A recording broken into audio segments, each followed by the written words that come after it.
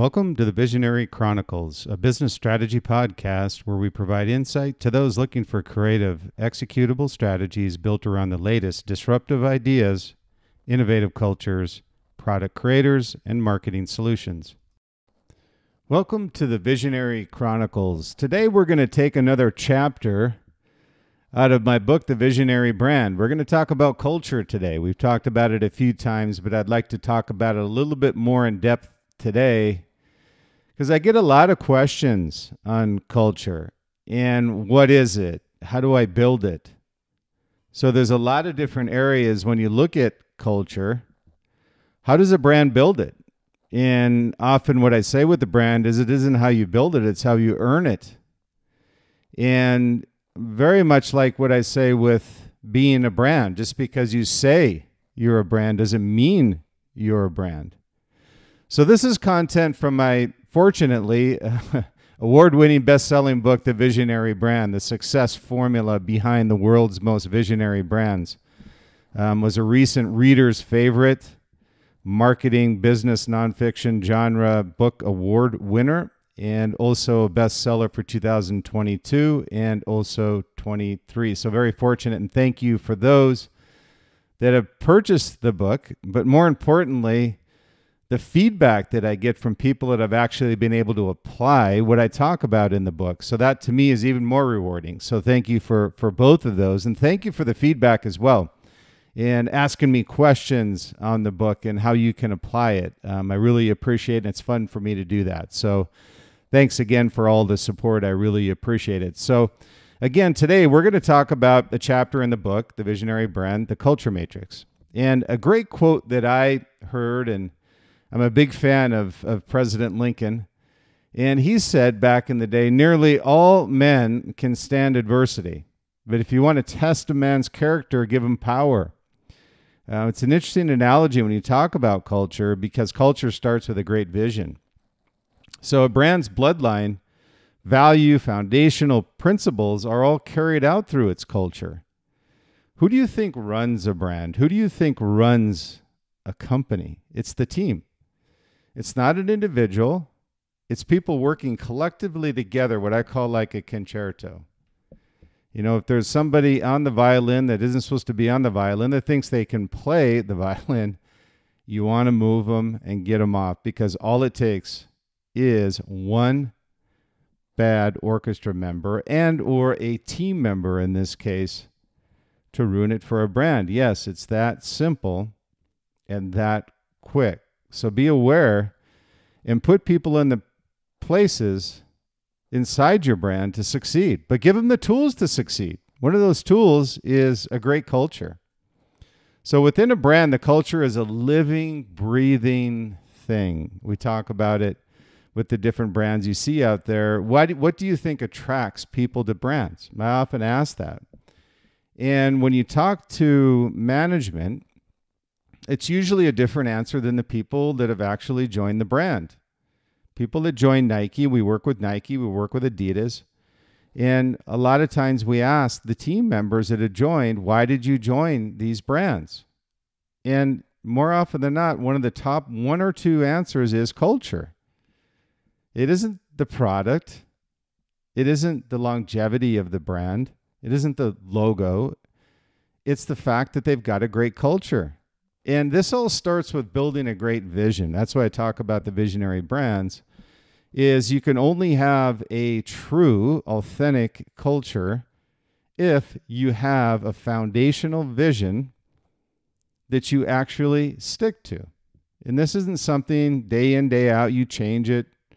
It's one that you stick to. Now you can pivot, but understand that the vision stays intact, and so does your culture. So building a vision dedicated to sustaining a brand culture is the core of a brand's ultimate success, and I don't take that lightly. When we talk about success of companies, it's all built around your team. It's not built around an individual. Even brands as great as Tesla, brands as great as Apple that had these great visionary leaders, even going back as far as Andrew Carnegie and John D. Rockefeller, Carnegie, Steel, Rockefeller, oil. These great visionaries knew. Read books on them. I've read books on these two visionary leaders. They knew their success depended on building a great culture and taking care of their team members. And also Henry Ford was the same way. So you can go back in generations and look at visionary leaders of different categories of products and brands. All of these leaders were great visionary leaders that took care of their team and understood the principle of culture. So when you look at culture, it's core. You know, without it, you're merely a company selling products. And many times they say, what is that? It's a commodity. And wherever you can, you want to stay away from being a commodity brand. And what draws great people to great companies, and you can go to any brand out there and ask them, what draws you to this company? Now, sure, it's longevity, it's the product itself, but it's the lifestyle they're selling through the culture they've ingrained inside the team members of their company and brand. So culture is extremely important because it starts with a vision. The vision is executed through the team, and the team is great only when there's a culture that's sustained for a long period of time. So when you look at culture, you know, what is it and how it's built? There's many times I get with Liquid Mind where brands we work with will ask us, you know, how do we build a great culture for our company? And what does it look like? What does it feel like? It's an intangible inside of a company. It's almost like a phenomenon that few experience because few have been with truly great visionary brands that have a great culture. And I talk about predominantly consumer product brands, but you'll have cultures obviously inside of other tech companies like Google or Apple, whatever it happens to be. But those are all true, genuine, authentic brands because they've stuck with their original vision. It's almost like a connecting point, if you look at it, is that it starts with this pillar of a vision. And this vision is then fed inside of the company that's driven through a culture of the team members that understand what they stand for, who they are, where they produce their product, who they sell to, and how to take care of that customer when they purchase product beyond purchase and provide value beyond product and purchase. So again, it's like like a phenomenon almost. If you experience it, and why there's so few genuine brands. I often say just because you're a brand, again, I say it doesn't mean you're a brand. It's a earned right to say you're a brand. And culture is critical to successfully crossing that bridge from being, whether it's a startup or whether it's a commodity, whatever it happens to be, to eventually becoming a brand. So culture is a little bit of an intuitive feel. But when you talk to team members inside of great brands, and fortunately I've been with some great iconic brands. Oakley back in the day when we were pre-IPO, bad boy days, we had a great culture.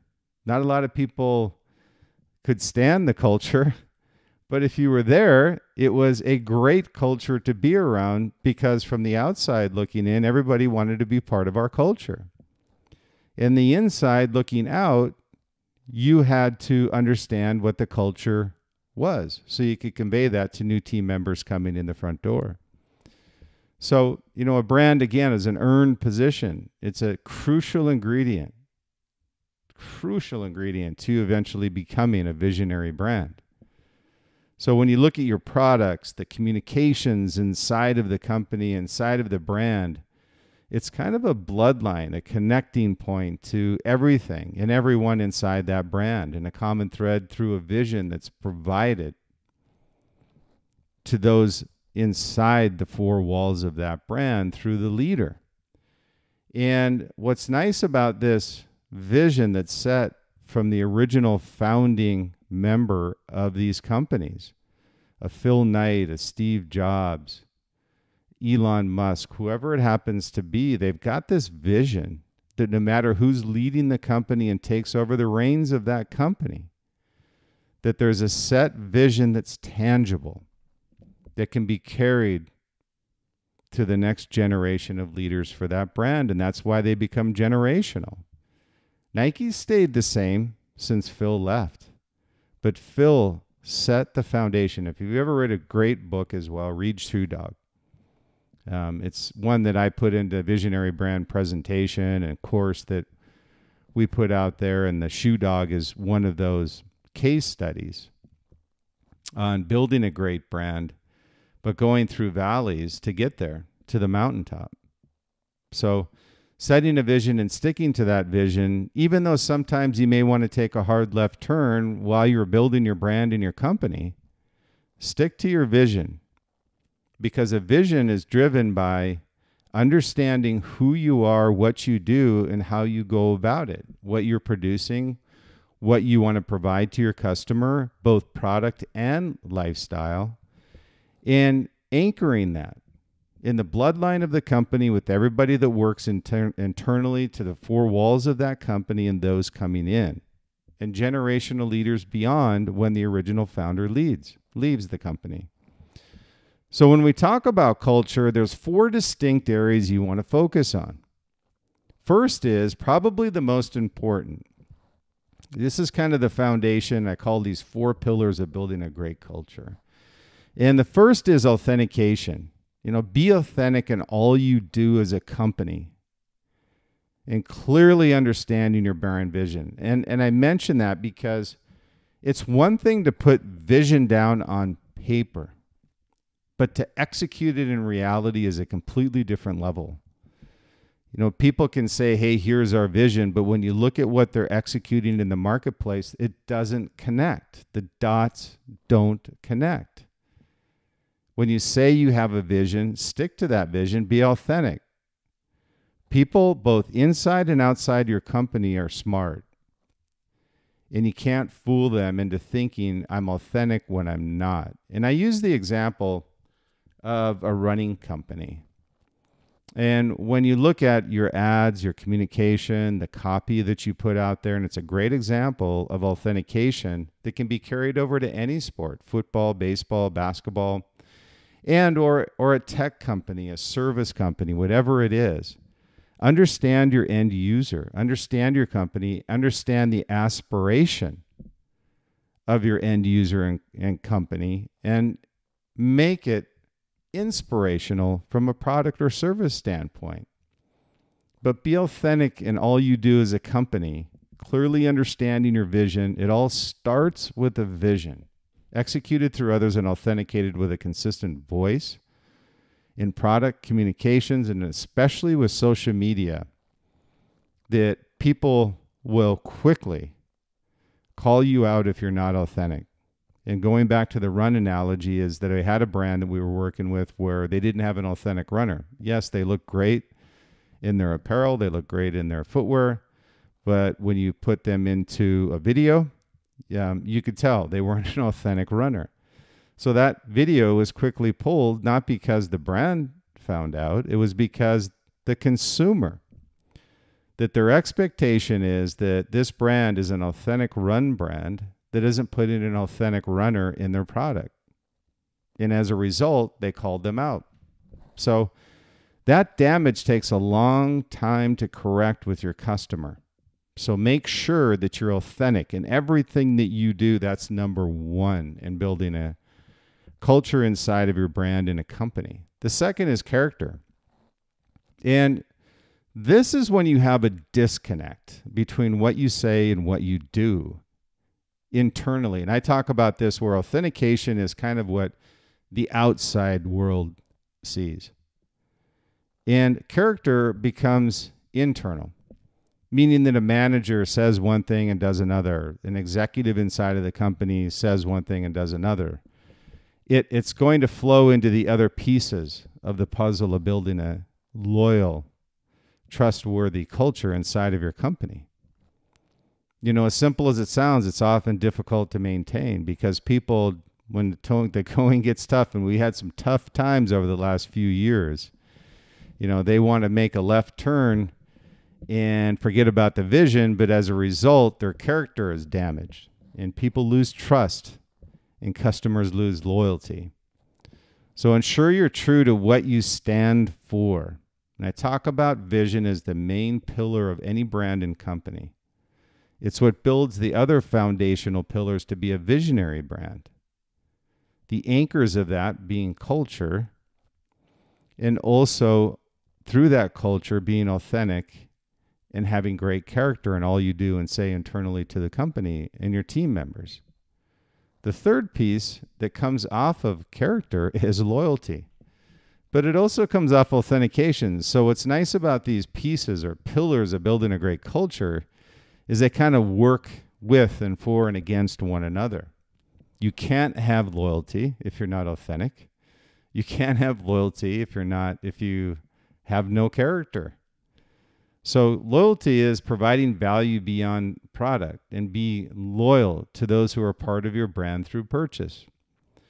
And this also goes to what we call, or in the book I put, the loyalty curve. There's one thing to have loyalty through character inside of the company, through your team members, and then there's loyalty through authentication from your community, those purchasing your product. So consistently and authentically engaging beyond purchase and personalizing their experience. You can't believe how much of a difference it makes. We actually did a study on our email campaigns with a couple of brands that we work with, and they were just wondering why their click-through rates or their return from their email campaigns wasn't paying off, that they weren't getting post-email campaigns, click-throughs weren't high enough, also post-purchase was not high enough. So we were looking at all these marketing metrics, and it came back to a simple question, was when you're sending these emails out, are you personalizing it to your community if these are people that have already purchased your product? And the answer was no. So I said, well, that's probably something that is going to go against your loyalty to these customers and community that have purchased your product. So when you're looking at loyalty, email campaigns, social media posts, whatever it happens to be, personalize it whenever you can and or provide value beyond your product. This is what builds loyalty with your customers and also your team members inside of your brand. So the first is authentication, exterior to the company, be who you are and do what you say you're going to do. Character is don't have a disconnect between what you say and what you do. Loyalty is providing value beyond product, and be loyal to those who purchased your product and personalize wherever you can. So your community values your products. That's a given. But they also appreciate the lifestyle you promote through their culture. So wherever you can, provide what I call an experience beyond the product. Another great example is we work with a lot of outdoor companies. Is we have a backpack company, and they were trying to increase what they called their acquisition rate with consumers in post-purchase and lifetime value with customers. So we had recommended that on their email campaigns, beyond product, they already know you've got great product. Make the product secondary, provide value as a primary, meaning that when you use our products, here are places you can go. So it's an interesting analogy when you look at it and you say, well, I've got this great product. I've got this great brand. Where can I take it? How do I get to the river? How do I get to the lake? Once I get there, what can I use to enhance my experience? So it's things that you provide to them that enhance their experience through your brand and the products you provide. So that's all done through loyalty. And the fourth piece is trust. So you look at these pillars, it's interesting to look at, is if you're not authentic as a brand, you're not character driven inside of your company through your executives, managers, team members, whatever it happens to be, you're not going to have loyalty or trust. And trust is being a brand that's true to what you stand for with no bullshit. Be authentic and don't fake it. Don't trade short-term reward for long-term pain. And what I mean by this is that if you're in a distribution channel you should be in, that's fine. If you're in a distribution channel you don't belong in and hoping you get away with it, that's disrupting trust with your customer. And disrupting trust, by the way, with your vision. Because your team members will look at your vision. They know clearly what we stand for as a brand through our vision statement, and yet we're selling somewhere that we don't belong. You know, it may be a little thing to the sales team, but it's a big thing to the consumer. So these 4 areas, again, to build your culture, there's 4 distinct areas to focus on. 1 is authentication, 2 is character, 3 is loyalty, and 4 is trust. 4 of these combined build this pillar and foundation inside of your company that enhance your vision. Build the passionate team members inside of your company. So always stay true to these, and you'll build the culture eventually. But if you're not authentic, you don't have great character, loyalty goes away, and forget about trust. The brand equity, by the way, also goes away because you have no lifetime value and you have no pricing power. So becoming a brand, and that's what you need to be first, by the way, for you to build a culture, is to be a brand. You know, becoming a brand involves many ingredients to build what I call this formula for success. You know, brands are defined by their culture, set by a clear vision of the leader. Their products are consistently excellent, and this is on a premium level, and their lifestyle is tangible through their products and that vision they set. You know, if there's a disconnect between a brand's vision and culture, it just starts to tear apart at the seams. You know, it's starting small, but eventually it's going to infect the entire company. You know, those internal brand torchbearers and external advocates you have are the ones that keep that vision alive and pass along the torch to the next generation. You know, this is how these great brands, you know, everybody knows who these great generational brands are. You've got Nike, BMW, Lamborghini, Ralph Lauren, Ferrari. You know, these are all iconic and all generational in their success. And what's interesting, when you look back at these iconic brands, you can kind of pinpoint a leader that started these brands and had a set vision that hasn't changed much. So you've got these others like Apple, Adidas, you know, so build a culture around becoming a brand through a vision set by your visionary and carried through the next generation of leaders. Say consistently excellent, consistently authentic, and committed to your vision. You know, become generational, leave your legacy for others to follow, and you'll reach success. Thanks again for listening to the Visionary Chronicles, and we look forward to the next episode. I want to thank you for listening to the Visionary Chronicles podcast today. Always appreciate your time. I know how busy everyone is these days, but I wanted to also let you know if you have any comments or anything that you would like to let me know about, I would certainly appreciate it. I get a lot of emails from people listening to the podcast. You can reach out to me at Bryan, B-R-Y-A-N, at liquidmindsite.com, liquidmindsite.com, Facebook at Bryan Smeltzer 33. Also Instagram, Bryan_SMELTZER, and Twitter at Bryan Smeltzer. So anything you would have comments, would appreciate you subscribing to the Visionary Chronicles. We would certainly appreciate it. We were also voted recently through FeedSpot top 70 marketing podcast globally, as well as top visionary podcast. So very proud of that as well. So again, thank you for your time. Appreciate it. Look forward to the next Visionary Chronicles.